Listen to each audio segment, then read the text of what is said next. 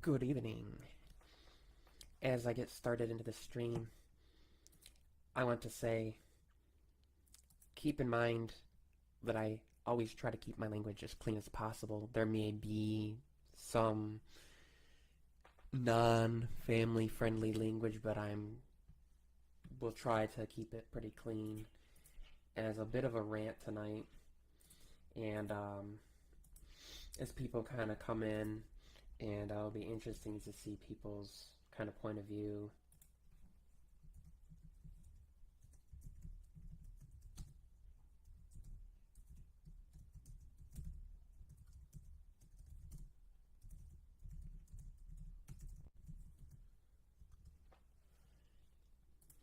So what came into mind is I was watching a video, and I'm not going to necessarily call anybody out specifically because this occurs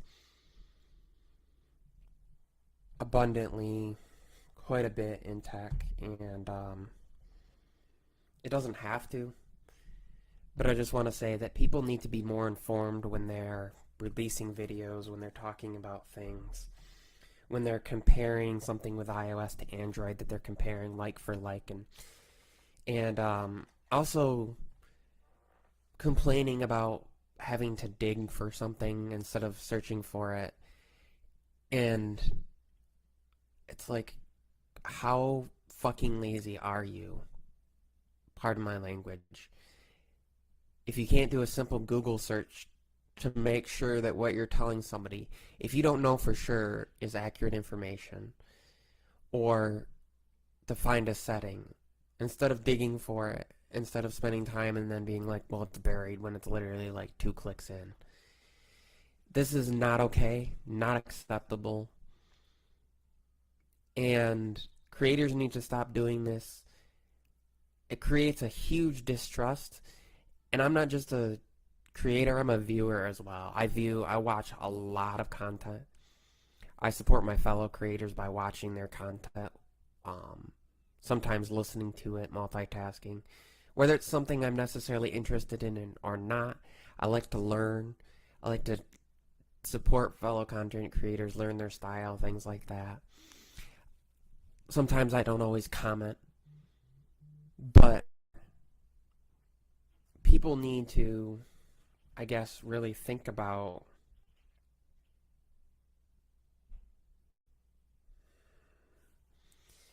before they post content. Whether, because the problem is, some people won't know, but eventually there's going to be somebody that's going to comment, and it's not going to look good. And that can really affect your channel growth, and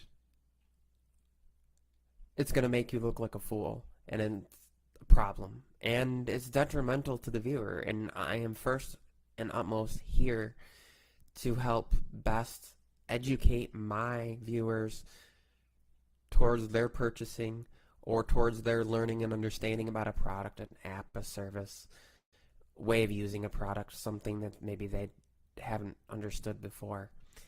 And with certainty that the information that I'm giving out is 100% accurate to the best of my knowledge and ability, and that I have done thorough and fair research ahead of time.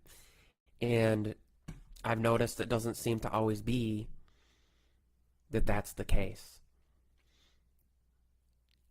And I'll keep in mind, if anybody wants to join in on the discussion, um, let me know. I can share the link, and we can, discuss this. But it's not just creators, it's not just people, making videos. It's companies as well. Talked about this before. If a company is going to pitch that a device has a certain feature or is easy to set up because, this and that, and then you go to actually use it, and the actual situation is different from the pitch, it's different from the advertising, the marketing, is detrimental to the use of that product by the user. And as a content creator, my video is my product. And it is extremely important that we all have as accurate information as we possibly can, and that we provide, to the best of our knowledge, an experience not detrimental or harmful or potentially misleading to those who are watching our content. And I've noticed that that doesn't always happen, and people get away with it. Small channels, big channels, it doesn't matter the size of the channel. And so one of the things also is why I'm extremely in-depth and analytical when I'm talking about products. It's because I don't want to leave out anything if I can help it. So I've been using the 100-watt Aukey, however you want to pronounce it, Aukey brand charger with a MagSafe cable for my 14-inch MacBook Pro, and it was interesting. Apple was completely truthful about the charging speed. Now keep in mind, once you get above, if you are at like 60% and you're like, oh, I'm going to charge to 100% in 20 minutes because they claim that you can charge to 50% in half an hour or whatever, that's not going to happen. Because when you get above a certain percentage, we all know that things slow down. But I did drain the battery on mine to 15% last night, plugged it in. Half an hour later, it was up to 65%, 50% jump. Then from 65 to about 80% it was like 92%, took another half an hour, so that was 27% in the half an hour. So about a little bit over half, the slowdown there. Then from that 92 to 98% really slowed down, and that was about 15 watts down to 3.7 watts for the remaining 2%. So it took a half an hour for the remaining 8%. So 50% in the first half an hour, 27% in the next half an hour, and then 8% in the next half an hour. So 15% to fully charge in 90 minutes. It's pretty fast. Apple's MagSafe battery pack had an update. It provided me 56% charge. I let my iPhone get down to like 25%, plugged it in, let it charge up, got me up to 81, or yeah, it was like 81%. Actually, it was 23. It went from 23% to 78%, and it took an hour and a half. Previously, it would have provided about that same percentage, but would have taken over 2 hours. It's like 2 hours, 2 hours and 12 minutes. Now, mind you, this is not while it's in use. Now, with the MacBook, I was actually watching YouTube, and it was doing that. There's enough overhead there. The 100 watts, it actually maxed out at about 79.6 watts. So it could still have 20-watt draw and still provide enough. This is what I'm talking about, like the difference in Apple says, this is what we're going to do, and this is how it comes out. Now, they're not always that way, and obviously usage may vary. And I saw that, Lewis, that I just did a new video on some MagSafe accessories. Yet to watch that. So, this is all to say, be careful who you watch. Watch more than one video about it. Be careful what you tweet about, what you share, what you create, what information you spread with other people. Not just about products, but like you never know what somebody's situation is going on. I've seen people attack people on Twitter before, not really understanding the whole situation of things. And in the end, it can really make somebody into a fool. And it can make people who know about the situation kind of look at other people in a certain light. I've blocked some people for doing things. So for the first time today, I was watching a video, and I'm not going to say who, and I disliked it. And I don't typically dislike a video, but it was misleading to me. It was a rant. It was deceptive in a way. It was kind of crap, and it was unnecessary.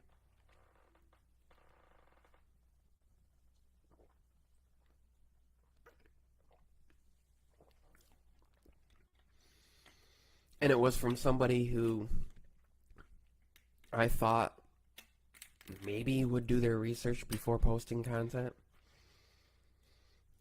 And so it's just kind of what I was talking about a little bit.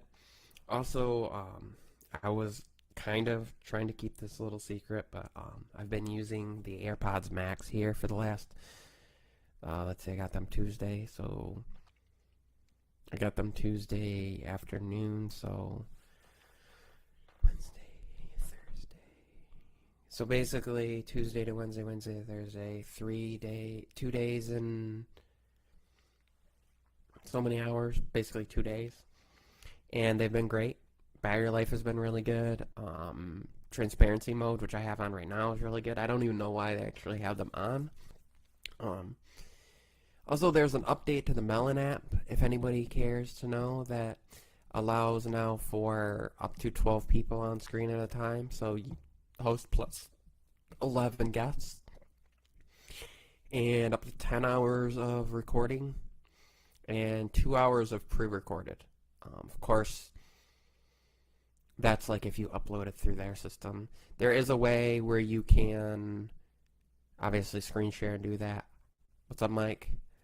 I decided since Tech King Mike wasn't going to be live streaming tonight and I had some things to talk about, why not? Let's talk about it. Let's go live. Let's, I still have a cold going on.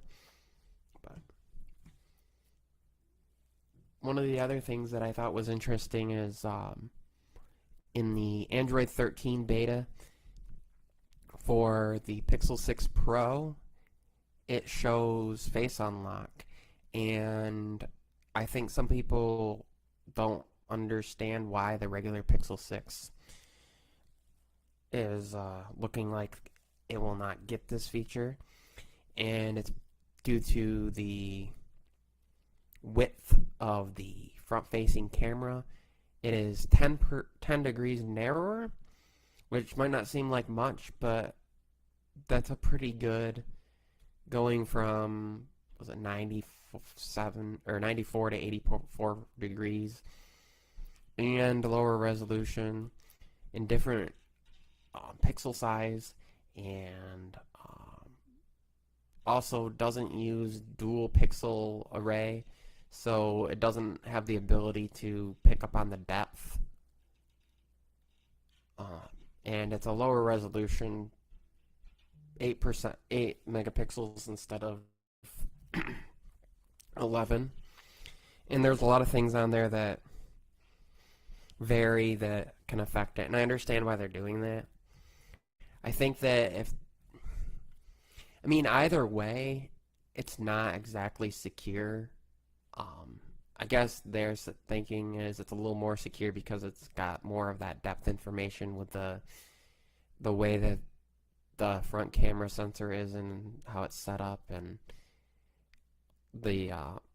but I still wish that they would at least give it as an option. I think this is maybe they could give it as an option, but they're doing this as a way more like to differentiate the Pixel 6 versus the 6 Pro. And if that's true, I don't know how I feel about that. It's kind of one of those, like, give people the choice, give them the option. And so this is why I think that they'll limit it to the 6 Pro. And if they do, it's kind of scummy in a way, because yeah, I know it didn't come with it, and this is something like dropping via an update. but basically to tell people that like in order to unlock your device smoothly because of the complaints that people have had about the sensor, we're going to unlock something, but we're only going to unlock it for the more expensive one, so you have to pay more to get this experience. I mean, even there are even super cheap Android devices that have a face unlock option. I understand not for banking, and I understand if you want your device to be secure. Really, if you want your device to be secure, you should turn off. Um, you shouldn't use a PIN, even a six-digit one. You should use a long password. Change it frequently. Use two-factor authentication, of course, in every app that you possibly can. Use different methods. Change passwords frequently. Because realistically,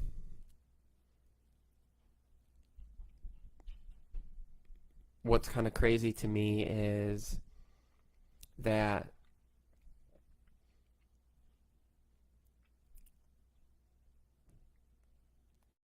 if you think about it, the number of people that use just a 4-pin passcode for their device, or even a 6-pin, and typically will use something that people might be able to predict, or they can look at the screen and maybe figure it out. And you have this biometric authentication with a fingerprint or face that's a little bit harder to duplicate. Yet it's only going to be as secure as your PIN. Now, you know, same thing with the fact that a lot of times if it doesn't recognize Face ID, it will ask for your PIN to sign in to authenticate to sign into apps. Whereas like on the Mac, you got to use your password. I feel like this is one of the things that is interesting to me, and one of the things that people kind of forget about. Yeah, that's true. I mean, if you're at home all the time, or your phone's basically in your pocket, or like in your bag and somewhere that nobody's really going to get access to it, and if it's out of your hand, it's probably off, or it's at home around people you trust, you might not even need to have that stuff turned on. Now the thing is, most banking apps I think require some sort of, you're going to either have to sign in with your PIN or it's not going to autofill. They're going to require some sort of passcode lock thing. Now the way around that is you just go sit down at your computer and maybe your computer's unlocked and you use that for your banking and stuff like that. That's the crazy thing to me with all this though is, yeah, bank apps have their own authorization. So yeah, you all have, it's not like you're signed into your phone and they're all unlocked.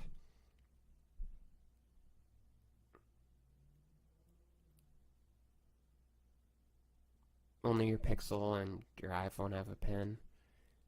Use bank on all of them. Yeah, I mean, there's also the options of, not on an iPhone, but on an Android device, you have the smart unlock option under that for what is it called? Well, basically, if you have a Bluetooth device with, your watch connected to it and it's within range, that it will allow it, your device will stay unlocked as long as that's happening. And then you take off your watch, and your watch may lock on your phone, or you walk a certain distance from it. And that's kind of neat, and that's kind of useful with all this stuff. And I think those are things that some people forget about. And maybe that will be the way that Google kind of does things, where they say, you know what, you get this face unlock on the Pro model, and if you want to have your Pixel 6 regular model unlock easily, just buy the Pixel Watch. And that's something we'll know in about 2 weeks. Google I/O is coming up May 11th and 12th, I do believe. And so we should see on that week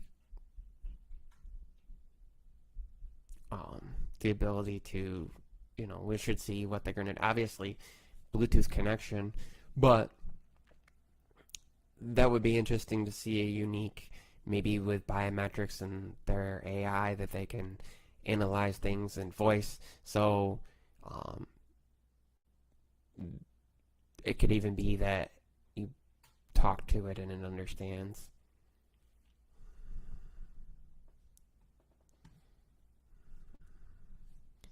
And that's been around for a while. Mike says, I'd pay $1,500 to get an S22 Ultra with Pixel OS. Um, I would, with the exception of the lack of display output and no desktop mode, just for the times that those are there. But even just for the ability to um oh, Chris says, let's see, what did he say? Same for Android 10. Um GE device on S22 Ultra hardware, but not Android 12. Yeah, I much preferred Android 11. Android 10 was pretty good. Android 11 was subtle things like improving the dark mode, where the basically if it was turned on at system level, it worked across all things. Something that kind of Apple did with iOS years back, and like OnePlus has done, and before that, that was default though for native for our Android. I think that, and forcing gestures and some other things in there. Android 12 just seems really bulky to me. It reminds me of one of those phones like for older people. They have the big buttons where you just program, like one button is for 911, it's the big red button, and then you have each other button is just for each contact, and you don't really dial numbers from it. That's what it reminds me of. Something for people that are hard vision, and it's like accessibility mode was turned on for everybody. And I wish that you could turn that off, and even shrinking things. And so that's kind of a problem. Let's see, tech free needs. Oh, talking about earlier, yeah. Problem is some creators, they don't know enough research. Whatever they read first is what they take as face value. Yeah, and some people quite literally sit down and their news is just literally like one article, and they read it and they don't interpret it, and they don't do any research beyond that, and they don't look into it, and they don't verify it. It's like, this is stuff that I think most of us had to do in school. You know, if you wrote an essay, you're required to verify sources. I remember MLA format, and you know, you had to cite sources and things like that. If you work as a journalist and you spew certain facts, you have to cite your sources. If you say the CDC says this, or you know, then you cite the sources have to be cited. They have to be verifiable. In particular, you know, also in legality in this, I mean, we've in a court case, if you can't verify something, it can be called hearsay. Yes, that is a kind of a reference to the old Johnny Depp thing that's going on, but tech related. You know, if you're a photojournalist, as far as I know, you're still required to submit your images in originals and with metadata intact, and they will see and try to, you know, verify that you haven't altered things beyond the truth. Yeah, you can crop, and they allow for like color correction and stuff, but you're not allowed to like crop to remove things to change the story. You're not allowed to you know, edit to make somebody look thinner, fatter, taller, shorter. You're not allowed to adjust the story to portray your own. If you are a photojournalist, you know, you're not working for TMZ or some, you know, where they can just kind of do whatever they want um, or the paparazzi sort of thing where they can just say and do whatever they want and kind of get away with it. So that's the thing that not there are channels that basically it's, oh, you have a number of subs, so I trust. Well, how did they get that way? Think about it. All those channels started off smaller, and yeah, maybe when they started, people didn't have the access to just sit down at their computer and verify this information, but now you do. I think that's why now people. Hi, Jason. Hi, TLM. Um, why? Another thing in laziness is like you have no excuse if you believe somebody and it turns out to be wrong if you didn't just research it. Especially with most everybody having access, on their phone, smartphone, a lot of people, local libraries. I mean, if you're watching a video, you're on a device, obviously, that has access to the internet, or did at some point, and you can go research that and verify it. If I said something and somebody finds out, that it's not true, or what, even if I give a method on something and I say this is the fastest and easiest way that I know how to do it, and somebody knows a faster and easier way, I'd want them to come in my comments and be like, oh, you can do it this way and it's faster and easier, and then I can pin it. But it doesn't mean I lied. I mean, it just means that based on what I knew in my research and what I, put into, that was the case for me. But people don't do that. There's no responsibility. There's no, development of reputation. There's just, oh, I'm going to believe you because I have no reason not to. Or I'm not going to believe anything anybody says unless I try it myself, which in reality is a kind of a proper method of handling things. We, as creators, try to do the best we can to portray things, battery life, image, outcome, camera quality as far as video and audio and photos and all that stuff, and processing and day-to-day use and what it can and can't do well, and game. And if somebody's a gamer, they try to portray it. I'm not a huge gamer, so I'm not going to attempt to do that because my usage is going to be different from somebody who's going to use that to play games all the time. Battery life is going to be different. The smoothness for them, because they probably know the game and the controls and how to play it better and really want to be playing it, and that's going to be a different experience. And so that's where I would, point them in the direction of somebody else. And I think that's the other responsibility is, don't make a video just because you can if you don't really know what you're talking about. And, if you're going to talk about what you do know about and then say, okay, well, but I don't know about this aspect, and this aspect of it. But this person knows about this aspect, and this person knows about this aspect, and this person knows about this aspect. Or one person knows about those things, and you point them that direction, the person's more likely to come back to you and say, hey, it helped. I've had somebody do that before. I had somebody recently watch my video about the clear case for the S22 Ultra and said, thank you. This is what I was looking for. You helped me make a purchasing decision.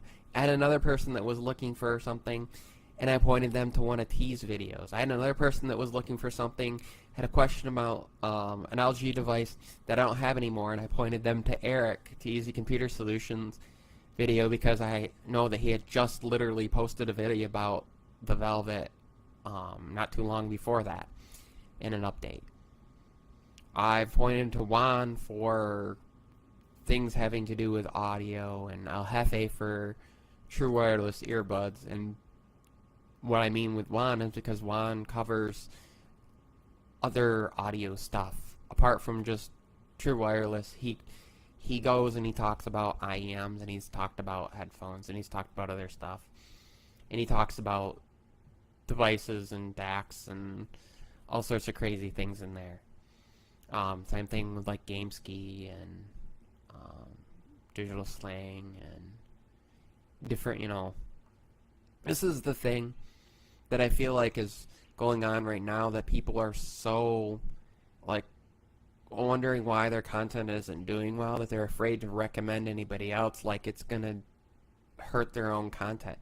If you don't have the video and you don't have the product to make the video on, or can't get it, or just don't have the time to do it, pointing out to somebody else and helping them isn't pushing them away from your channel. As a matter of fact, sometimes I've gotten people that have subscribed because they said, you know what, I liked your other content. You didn't review the specific case that I was looking for, but you reviewed others. You pointed me in the right direction. I'll subscribe. So when you do talk about, things that, it happens.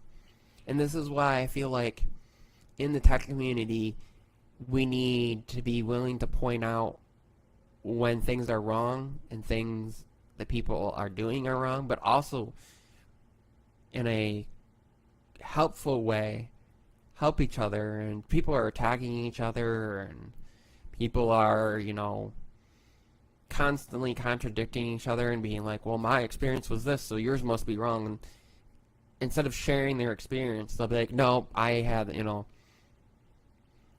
there's been a number of people that have had issues with S22 Ultra after an update, and I just shared my experience on a tweet today, and said, you know what, mine was actually broken before, and the update has fixed mine. I have the unlocked model. My Pixel 6 had an issue until the recent update too.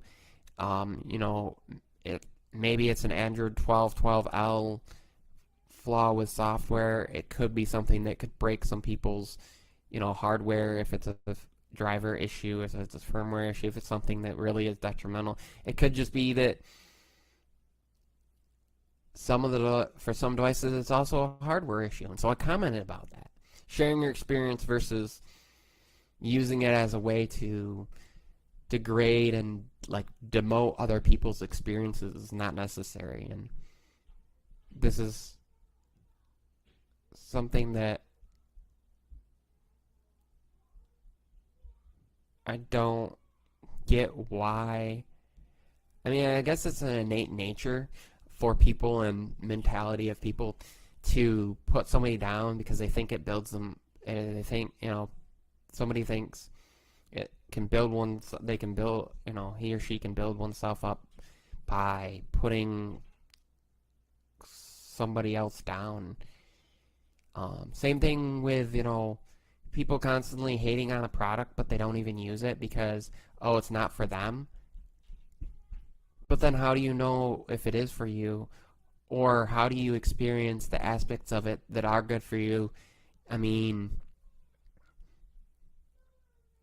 if you want to argue that we shouldn't just be Samsung and Apple here, then saying, oh, I'm just going to use products from, and I'm not going to import, and I'm going to hate on certain companies constantly, like, I don't know, I've seen this happen. I've seen channels that have gotten to that point. It's like, good for you, but then don't say that the product isn't good.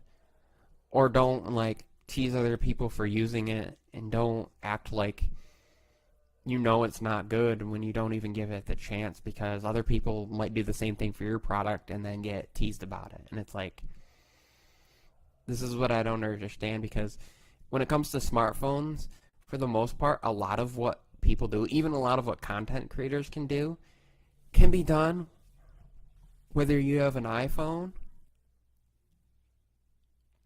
Oh, I got a new case, by the way. Phone Rebel. An S22, a Note, Samsung device. My Pixel I gotta find. OnePlus, LG, flip phone. Yeah, battery life isn't the greatest on these. Cameras aren't flagship, quote unquote flagship quality. But here's the thing with these things. For most people, what they are doing, they're banking, their email, they're texting, their social media scrolling, they're photos here and there are probably going to be basically the same experience no matter what. So then it comes down to like, okay, what are the niche things that somebody's doing and which device provides the best experience for them for that? Not for you, but for them. And so I feel like it's a disservice by not talking about certain things. Like, my iPhone isn't the best. I, I would say this device in a lot of times feels faster in a lot of instances. Twitter has had a problem. There's a solution for it. Thanks to Barry Johnson for showing me the solution. You know, there's the web apps.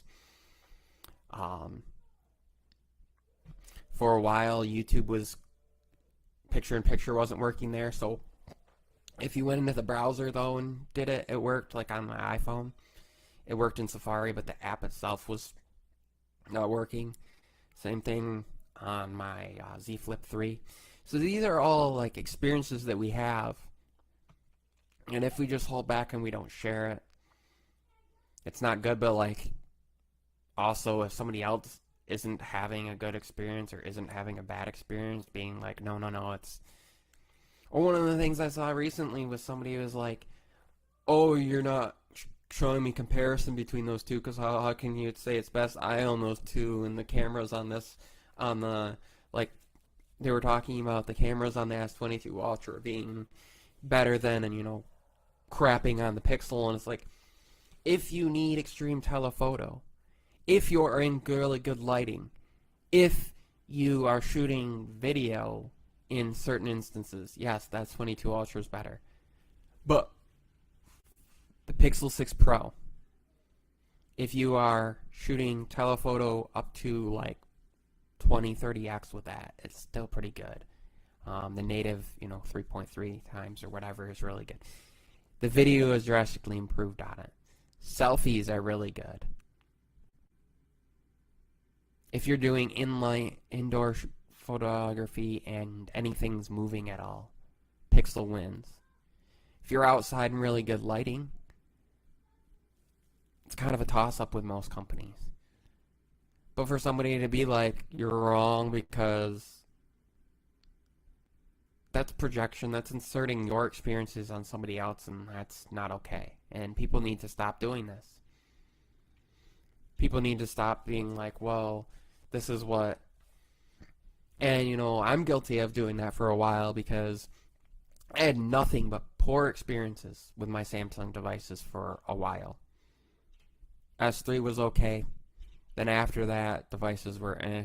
And then I had the Note 8, the Note 9, the Note 10 Plus, the Note 20 Ultra, and now that's 22 Ultra.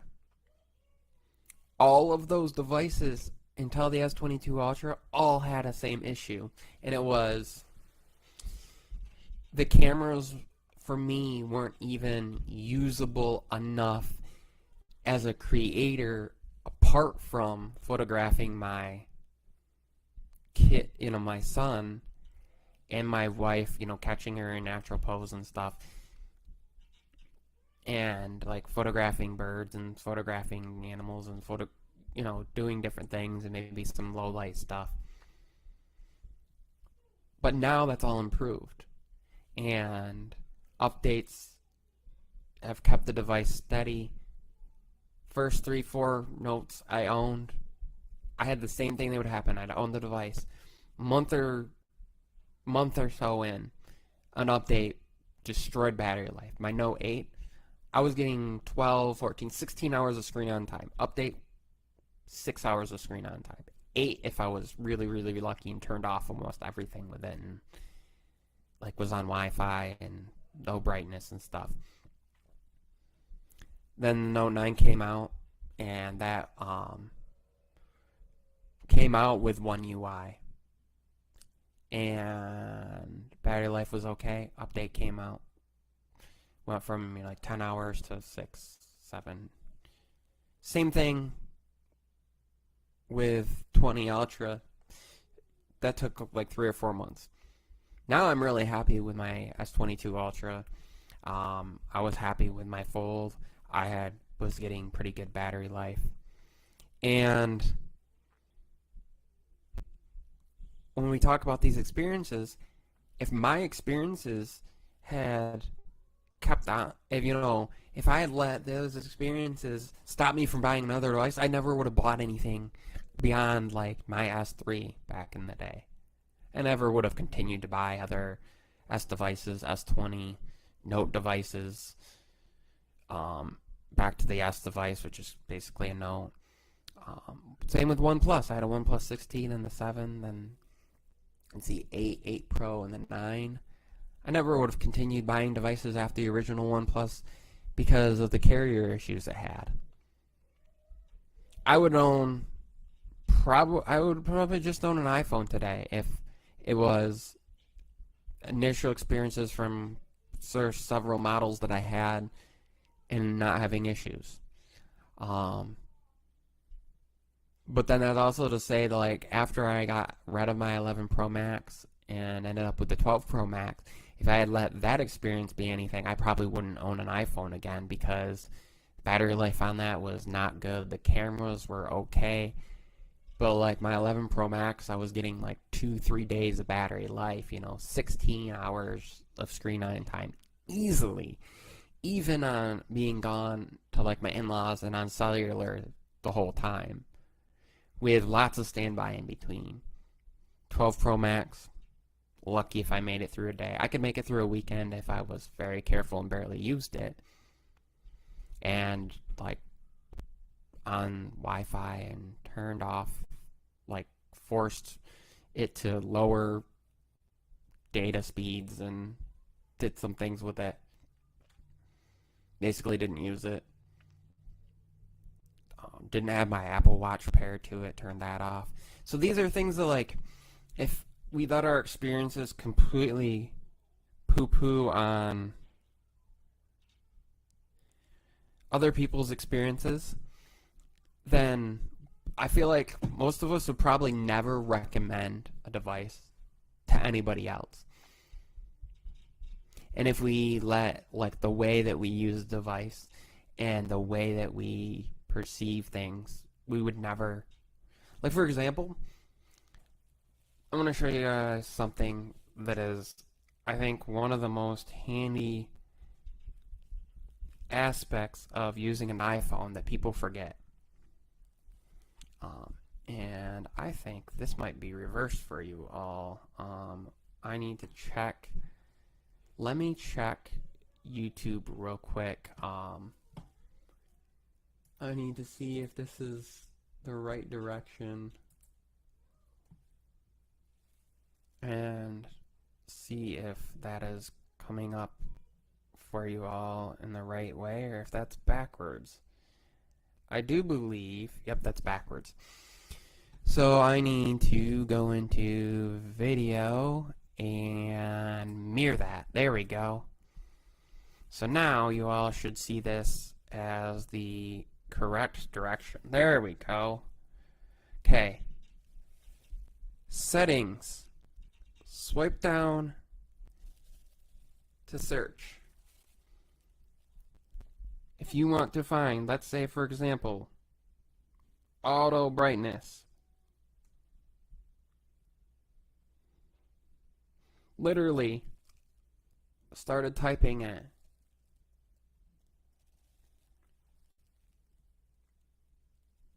There, click it right down at the bottom to toggle it on. Same thing with any other settings without having to go into settings to search, right? You want to know the weather, do an equation, find a certain app. Another trick with that is, I don't have it enabled right now, but for a little bit I did the back tap to I'll show you all actually.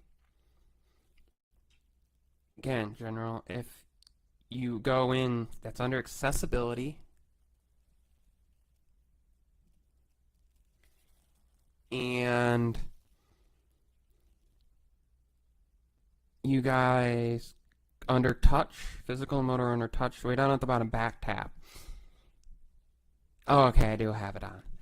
So if I'm, let's say, within Safari, and I was looking at AirPods Max stuff, if I want to get to an app real quick, watch this. Triple tap.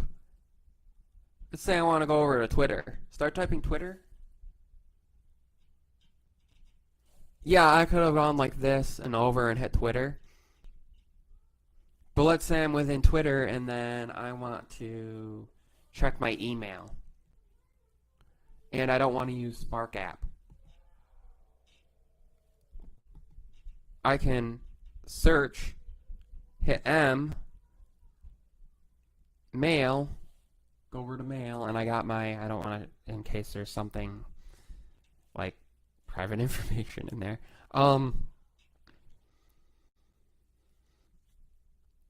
But search is a huge function, and it's a huge thing as far as also on Mac OS as well. And there's a huge value in using that. And I believe that Steve Jobs, even back in the day when the original iPhone came out, talked about how valuable that is. And the fact that it's not just device-wise, it's mobile-wise. And if there's an app that you want to install, like somebody's telling you about an app, you can go to the search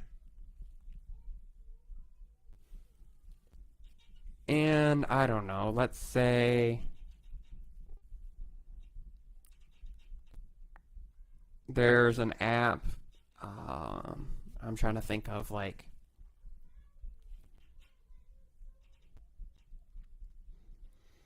Tweetbot. I can go right to the website. I can search in the App Store right from here. Go right to install it. It will show up in suggestion, allow you to install it. There are a lot of useful aspects of it. Getting quickly to an app without having to go out of the app that you're in. Another useful trick for those of you who don't like having to swipe to unlock your iPhone is double tap to and setting that up as the home gesture. So basically you double tap the back of your phone to go home. So you double tap your phone, you know, you bring up, it scans your face, you double tap the back of your phone and it brings you home. You don't have to touch the screen. Another thing is you can always swipe to go home as you're bringing it up. But Spotlight Search is really valuable on a Mac as well. If you're using an iPad,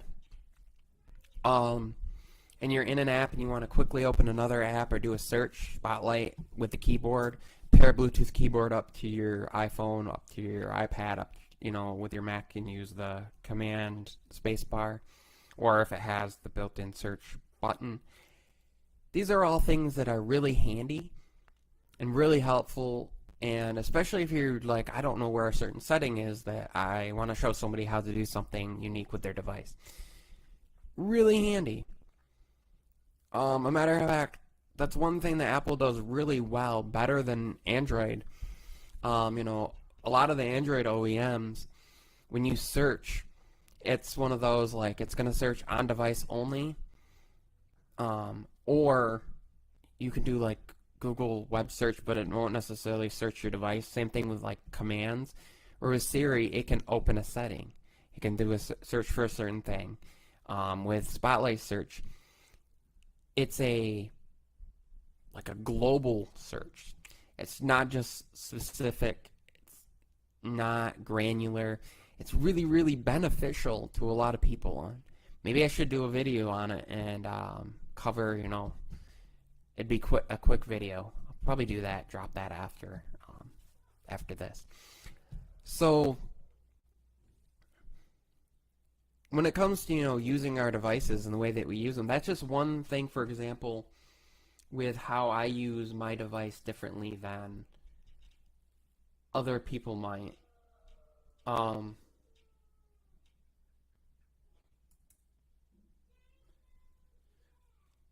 You know, it's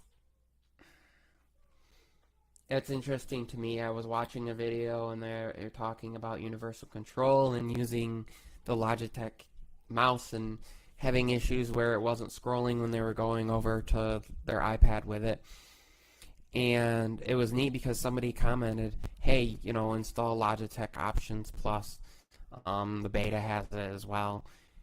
And it's because it requires that server to basically forward that action to the iPad, because the scroll wheel on this Logitech mouse can work smooth, or if I click this button down here, it kind of works in like steps. There's not really a good way to show this necessarily. And so that's something that I thought was interesting, that was like, somebody commented and pointed it out. And the person was like, thanks for pointing this out, I'll test it out. So that is the good interactions and the things that are necessary and the things that are helpful to,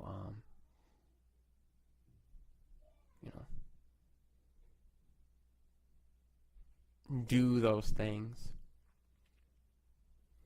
And so, when we're using our devices and we're using this technology and we're enjoying it, and somebody, makes a video, or you make a video, or somebody makes a tweet, or somebody asks a question, I think we can all be a little bit more supportive and a little bit more, like, if we're informing something about something not being necessarily the way that they did, not being an asshole about it, and being, critical with use, and not, being a dick to people, and, treating people with kindness and a way that benefits them and helps them learn and benefits the community, tech space, and benefits everybody. People that are learning, people that are experiencing this, is huge. There's things that we can all learn, and nobody's perfect. And that's what I want to say, too, nobody's perfect. But, like, if you're somebody that's really self-proclaimed high-level techie, you're going to make videos, please, just what I'm saying, do your research. Ask if you don't know. Tweet it out. Ask people. I ask things all the time. I tweet things out all the time, asking other people's experiences, or tweeting it out, and people will share their experiences and stuff, and go back and forth, and people start getting into debates, and that's when I mute it, or I block people when they're being mean, being argumentative and things like that, because that's not what we need. So, with that being said, it is Thursday night. This was an impromptu live stream. I appreciate everybody for coming on by. If anybody else has anything that they would like to put in the chat or talk pile, do that now.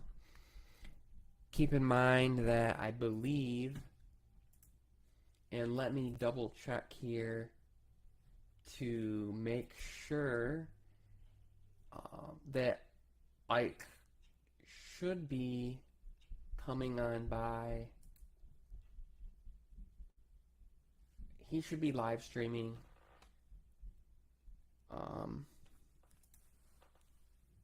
soon. I see that Eric, Easy Computer Solution, is streaming. Yes, being wrong makes you lose credibility is a good way to lose an audience. Exactly. And when it's something that you could research. If it's like you're sharing experience, or like you're showing something and it turns out that like that's incorrect, that's and you did, due diligence, that's one thing. But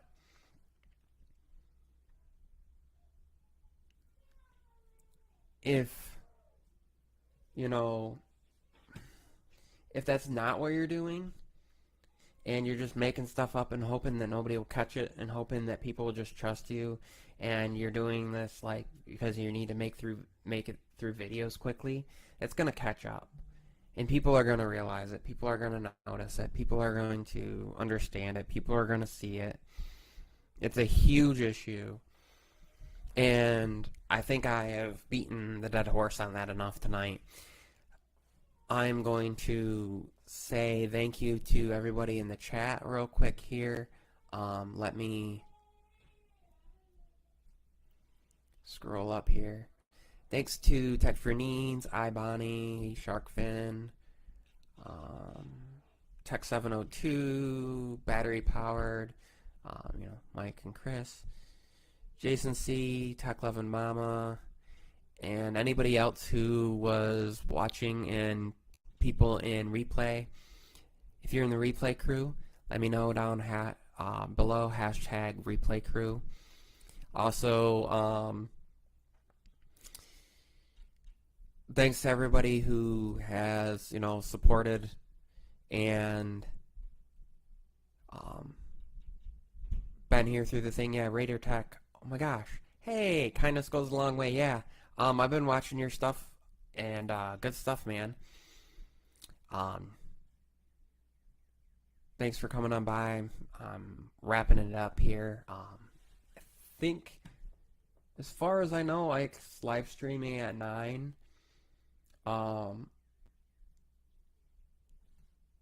So, if you're new to the channel, give it a thumbs up.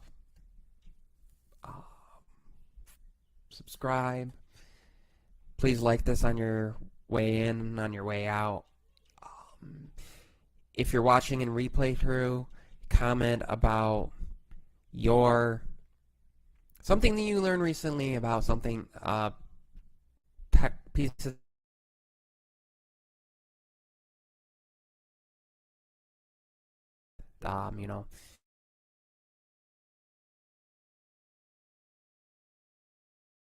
out in the comments. Obviously, if you're watching this live, you can comment that down below as well. Thanks everybody for coming on through, and I will see you guys all in the next live stream. Usually I live stream Wednesday nights. I've been kind of all over the place recently. Been trying to tweet it out, so if you're not following me, follow me over on Twitter. Also, I need to use that community page more. And thanks for watching, everybody. Have a good evening. Peace out.